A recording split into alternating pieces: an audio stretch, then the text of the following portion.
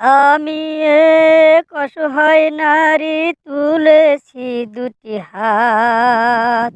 আমাকে কিছু টাকা দিবেন, পেট ভরে ভাত খাবো ভাই। টাকার অভাবে না খেয়ে আসি, টাকার অভাবে না খেয়ে আসি।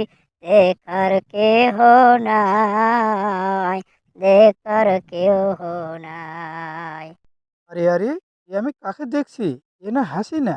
হাসিনা? আরে ও হাসিনা। আরে তোমার এই অবস্থা হলো কেমনে? তুমি রাস্তায় বসে ভিক্ষা করছো কেন? হাসিনা, তুমি আমাকে খুলে বলো তো, কি হয়েছে তোমার? মোদি ভাই, কি আর বলবো দুঃখের কথা। কপালে দুঃখ থাকলে যা হয় আর কি। আমি এক সময় জনপ্রিয় প্রধানমন্ত্রী ছিলাম, অথচ আজ আমি পথের ফকির।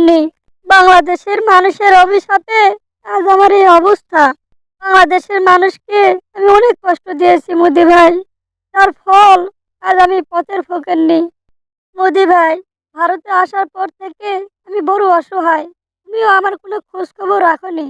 তোমার উপর ভরসা করে আমি ভারতে পালিয়ে এসেছিলাম, অথচ সেই তুমি আমাকে কোনো পাত্তাই দিলে না। ভারতে আমার তো কোনো ব্যবসা প্রতিষ্ঠান নেই যে সেখানে ব্যবসা করে খাবো। বসে বসে আর কয়দিনই বা খাওয়া যায়? কিছু তো একটা করতেই হবে। বেঁচে থাকতে হলে তো খাবার খেতে হবে। টাকাই যদি না থাকে তাহলে খাবার খাবো কিভাবে?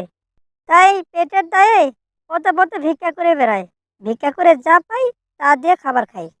হাসিনা আপা, তোমাকে আমি অনেক খোঁজাখুঁজি করেছি, কিন্তু কোথাও তোমাকে খুঁজে পাইনি। হাসিনা আপা, তুমি কোনো চিন্তা করো না। আজ থেকে তুমি আমার বাসায় থাকবে।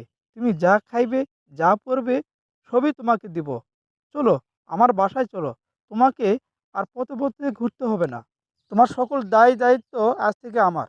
চলো হাসিনা, আমার বাসায় চলো।